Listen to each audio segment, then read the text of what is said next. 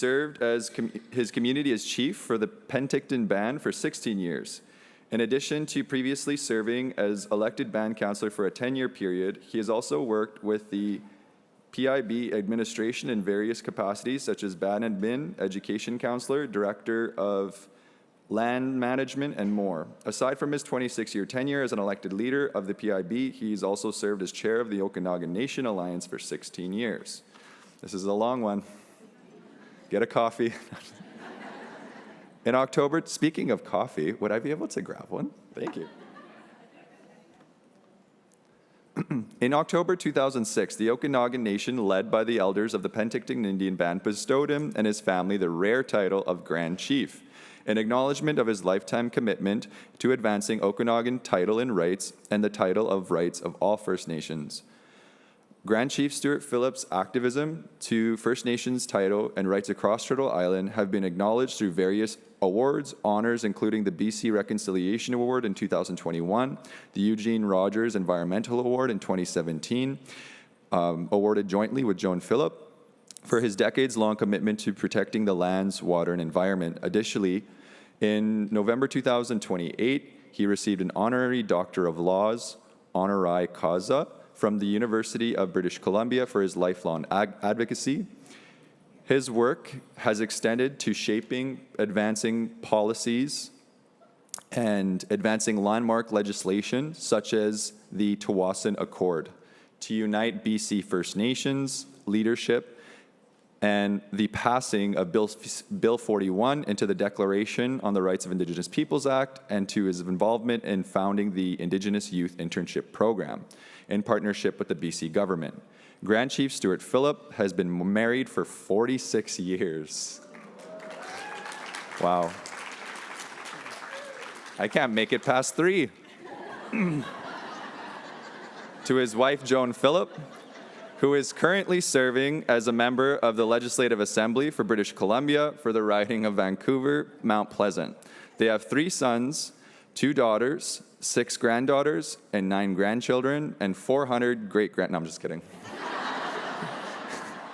He has been enjoying sobriety for 37 years. That's amazing. While splitting his time between Penticton and East Vancouver. Thank you. Please welcome Grand Chief Stewart Phillip. Wonderful.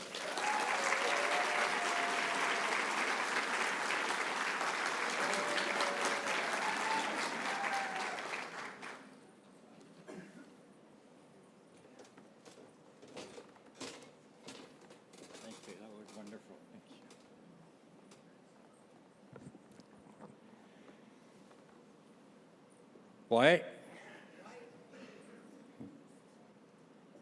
Why? Pisnaxil, Isquis, Asiut. After listening to that, I thought maybe I should go home now. This is as good as it's going to get. Actually, I want to acknowledge the Tsleil-Waututh, Squamish, and Musqueam peoples, on whose territories we have the privilege and the honor of gathering here for this incredibly important issue. I'm so impressed with the turnout we have.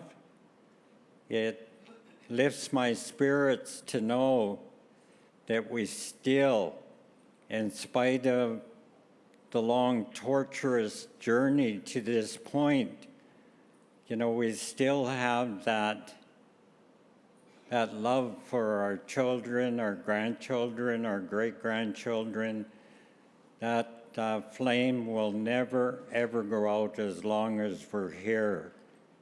And as we've heard, it's an inherent, it's deeply embedded in our laws. My mind always goes back to Tawasin.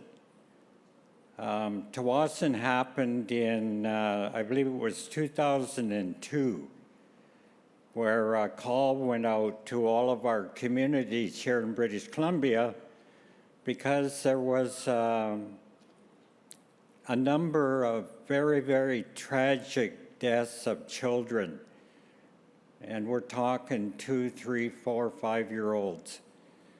And there was an emergency meeting called, and I believe Grand Chief Ed John was Minister of Children and Families at the time under the NDP Dosanjh government. And he helped organize that very, very important watershed gathering of our people. And at that time, our three organizations, the BC Assembly of First Nations, the First Nations Summit, and the Union of BC Indian Chiefs, were very much involved in a very, very adversarial relationship. We were quite often in the press, slamming each other, and it was very counterproductive. And the first time we all came together in the same room was Tawasin, because it was children. And at the end of that very intense emotional gathering, we adopted what was known as the Tawasin Accord. And it served as a declaration that we absolutely had to set aside our personal differences, our political differences, our petty differences, and come together in a genuine, committed way for the sake of our children, for the sake of our future generations. Not long after that, we came together under the umbrella of the First Nations Leadership Council. And we've enjoyed that relationship now for about 18, 19 years. And it's very simple. We agreed and committed to respect each other's mandates. We agreed to work on issues of common concern. And in the event we were to have irreconcilable differences, we would once again go our separate ways.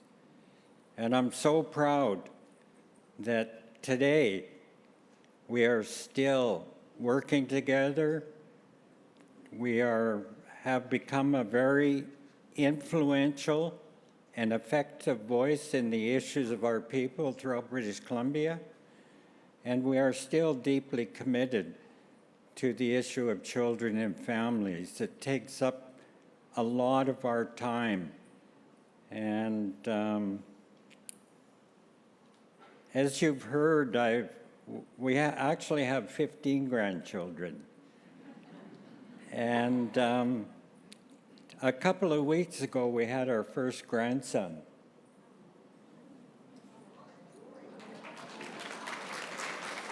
Oh. And that's Joan and I, great-grandparents, looking at the most amazing thing in our lives, our great-grandson, representing the hope, the universal hope for our people, is laying in that basket. I was going to tell you we found that basket floating down the river,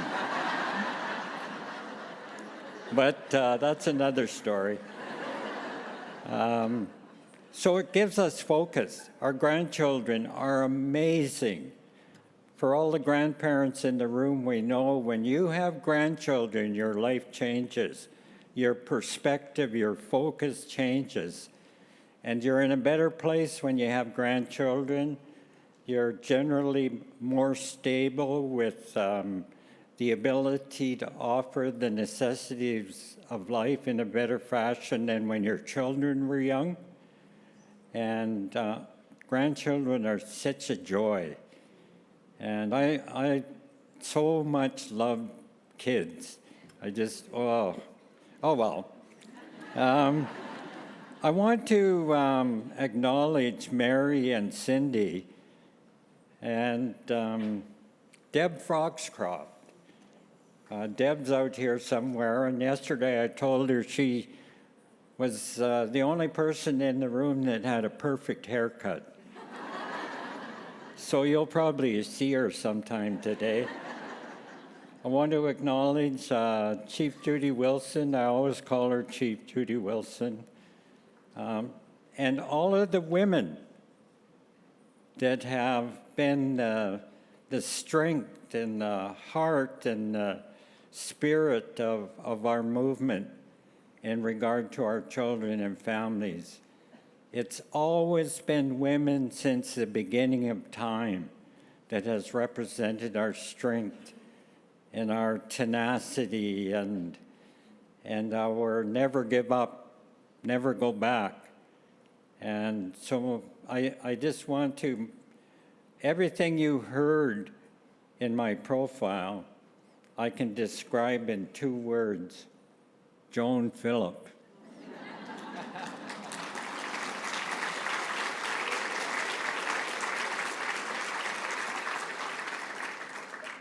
It was Joan that picked me up off the ground 47 years ago. And it was Joan that, really educated me, particularly about women and women's rights and human rights and the international perspective and so on and so forth. And I owe everything to Joan. And I'm so grateful every morning I get up. And, we have such a peaceful, tranquil, stable relationship. And our grandchildren know that. They feel that. They witness that. And Joan and I have been sober for, you heard, 37 years. So we offer that up to them, too. I just want to finish by saying that children and families is deeply emotional for good reason. And the discussion we're going to have today, there's always an ebb and flow. The wonderful people that welcomed us onto their territory reminded us that we have to respect each other. We have to be very gentle with each other's hearts.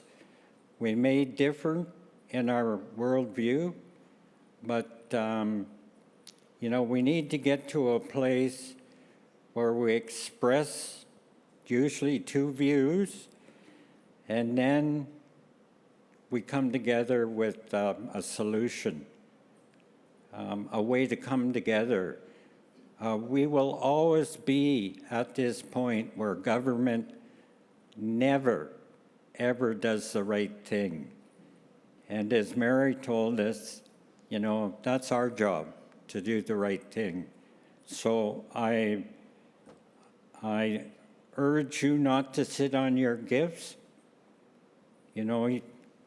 Our Creator put you here, and in my mind, you are all leaders, and we need to hear from you. Why? Lim lim.